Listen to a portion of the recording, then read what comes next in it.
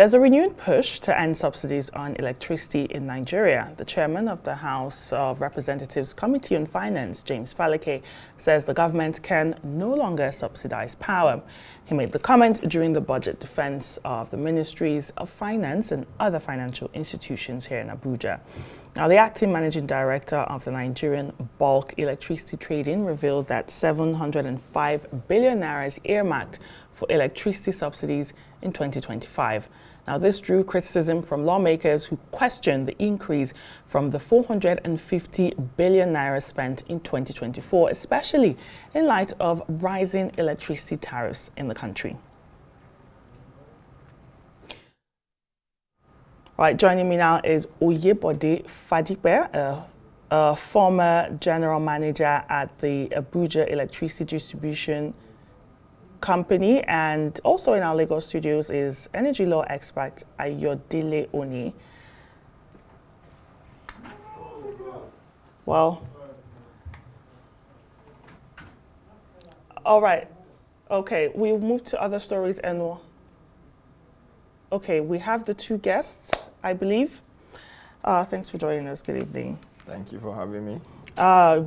You just heard what we read on that story about electricity subsidy climbing up to 705 billion naira in 2025. My question is, why has it been so difficult to sort of wean the country off these subsidies? We've been on this matter for quite some time now. Well, I think the simplest reason would be that government still sees itself as one that is in a position to support those who are outside of the Band A electricity customer tariff. You recall that for Band B and C and D and others below Band A, government did not adjust their tariff. It was only for Band A that government adjusted. Even for Band A, I'm sure somewhere along the line there is still that feeling that the appropriate tariff has not been imposed on customers. Liquidity had always been the problem of the sector right from the word go.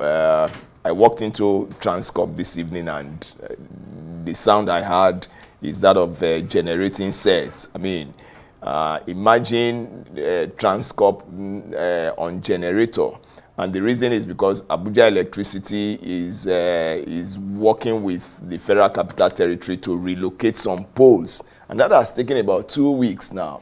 One would have expected that where the Abuja Electricity Distribution Company to have the fund and FCT as well, it probably would have been done in at a more faster rate, using technology to remove the poles. I mean, bringing in equipment to remove the poles as quickly as possible. But of course, they don't have the funds to do all of that one. So that issue of subsidy will always be there. One. Two is the fact that the more electricity that is available, unless customers are made to pay what is considered to be the appropriate price, the more subsidy will climb. Because I see that what was budgeted last year was over 400 billion. This year it has gone to almost 2 times that amount, suggesting, I don't have the data for that anyway, but suggesting to me that there appear to have been more electricity in recent times, meaning that customers have consumed more. Therefore, government is expected to pay more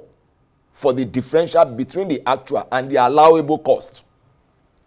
So tariffs, subsidies, at the end of the day, someone has to bear that burden. Oh, definitely. Who pays the price, right? We've seen electricity tariffs rising sharply, right? Yes. Subsidy continues to rise as well. Yes. This then creates an impression that Nigerians are paying for more, maybe even getting less in return. So we're seeing sort of a dual burden. In your view, how can we transition to a cost-reflective tariff without alienating the consumers? Well, it's a bit difficult to have a situation where you transition to cost-reflective or service-reflective, whatever is reflected in the entire value chain, and not have customers carrying more burden along the line. In other words, when you go by the current economic indicators in the economy today, you will find out that inevitably customers will have to pay more. Why would it be so? Most of the things that are used in the power sector are not provided in this country. They are denominated in dollars. We know what the dollar was when Mr. President came in. We know what the dollar is today, and that's one. We know what cost of petrol was when Mr. President came in. We know what the cost is today. We're not saying Mr. President is the one that caused it. Mr. President is just one person, but unfortunately, as the head of the country and as the leader of the country, he takes all the blame. But what are we saying? These same operators in the electricity market, they go to the same, they operate within the same economy. So whatever is affecting the economy, inflation has moved sporadically, as a matter of fact, exponentially from what it was. And I think Nigeria has about the highest figure for inflation globally today. So all of these major indicators, inflation, the cost of dollar, the cost of petrol in the market, all of them affect these players. Inevitably, they will also suffer. If you just hold your thought, let's bring in our guest in our Lagos studio. Thank you so much for joining us on Newsnight. I'm sure you're listening into our conversation on the renewed quest to take off subsidy from electricity. We keep hearing about Nigeria's aging infrastructure, recurring vandalism as a major hurdle. The minister recently disclosed that vandalism alone cost 10 billion naira in just six months, diverting funds. Would you agree that the failure to modernize this infrastructure is part of the root cause of subsidy dependency when it comes to the electricity sector? Yes, to an extent, because if you also pay for inefficiency, that cost then skyrockets. Infrastructure does play a role. If you have excellent infrastructure, then it can improve the cost, right? It could reduce your cost of production and reduce inefficiency, makes you more efficient. Because if you pay for inefficiency, then you're going to be paying much more than you'd have paid if there was efficiency. So infrastructure, everything does play a role, like my colleague did mention. The consumer price index does, forex, gas pricing, all of those play a critical role because they are inputs to that tariff, whatever the tariff is. So I think beyond speaking to a cost-reflective tariff, government and what NERC has been doing is also service-based tariffs, and it's not sufficient that they say that. It's also very crucial that they implement what they say. So we have a combination of cost and service-based tariffs, so that we take out inefficiency in that pricing. And if inefficiency is taken out, I mean, it would reduce that subsidy, but of course, not that substantially. I think it's just continued to increase from about 200 billion in 2020 to 400 plus, and now to in 2024, and now we're talking about over 700 billion. So I think infrastructure does play a role. Well, clearly something is not working, right? Something needs to change. We can't keep doing the same thing and expecting a different result. When we look at reform in general, we still have a long way to go. We have the federal government enacting that Electricity Act in 2023. But we have weak compliance with market rules. Some argue that we have lack of investor confidence.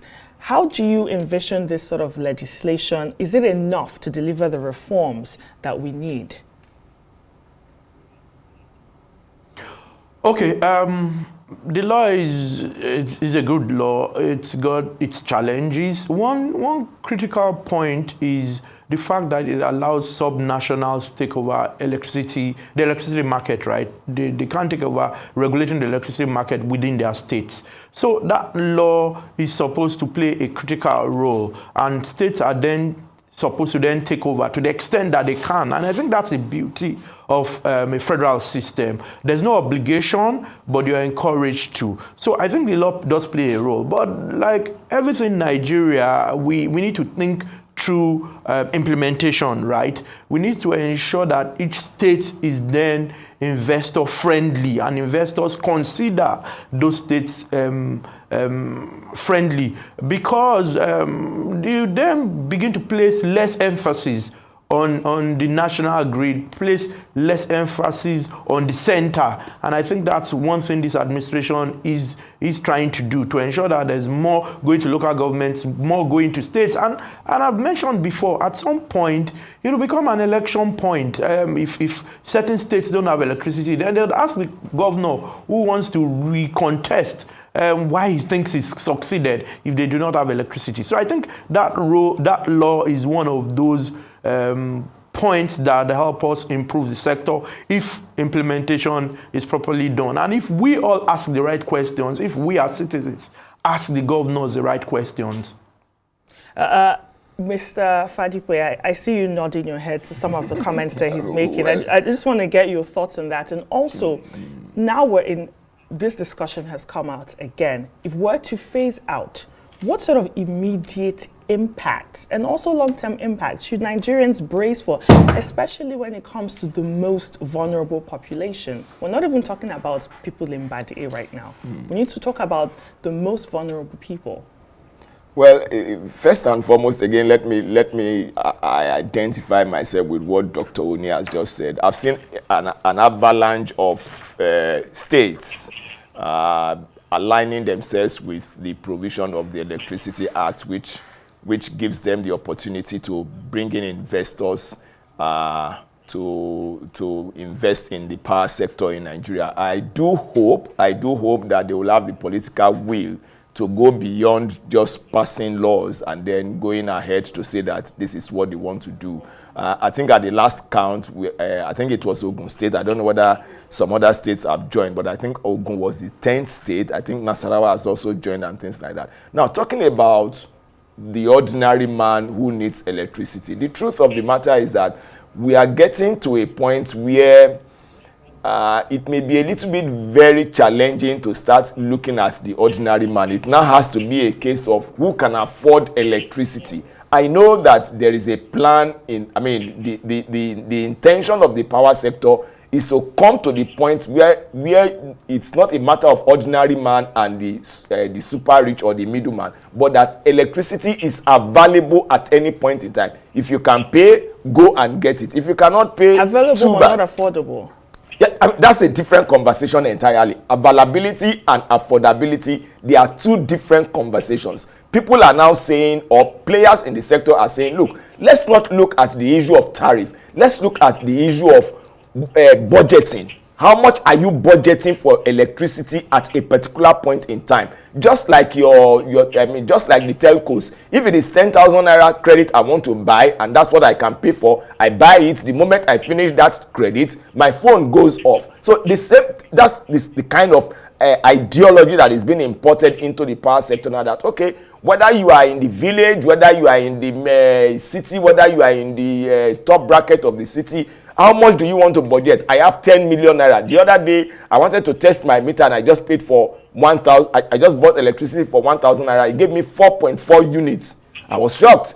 The next time I paid some money again, it gave me about 88. So I have to step up. So it's a matter of what you can afford. If I cannot afford more than what I have paid, I cut off. Once the credit is finished, I cut off electricity until I can get more. So it's a matter of whether you can afford it or you cannot afford. But I know that we will get to a point that there will be a lot of affordability by so many people. It won't continue like this. I hope we get to that point. I just want Dr. We'll get to that Dr. Oni, if you were listening into that conversation, your take on Mr. Fadipe's thoughts.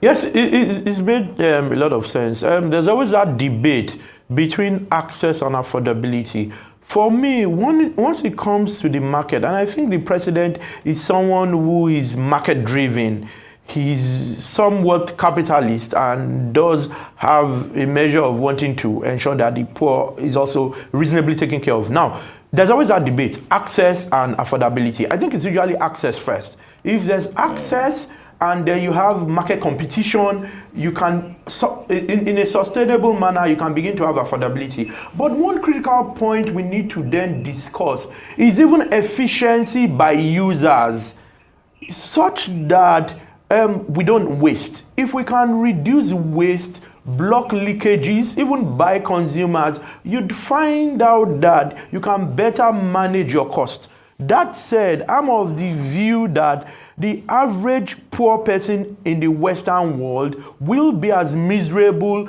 as the poor person in Nigeria, say for three things: excellent infrastructure, good social safety nets, and cheap credits. So even if electricity remains as expensive as it is now, if these three things are in place, you'll find out that even the common man can ultimately afford it, because he can then get cheap credits to be able to buy electricity and be productive. If you also have infrastructure, you have light where you can have 24 hours economy. Nigerians are not lazy, you know. So I think that you can't have this conversation outside the broader economic macro indices. So I think it's first for me access, encouraging more people to invest, and then you will have more people being able to afford it, particularly when you also have a rich energy mix, people doing solar and they can pay monthly and all of that. I think over time, more and more people will be able to afford, especially if there's efficiency by producers and efficiencies by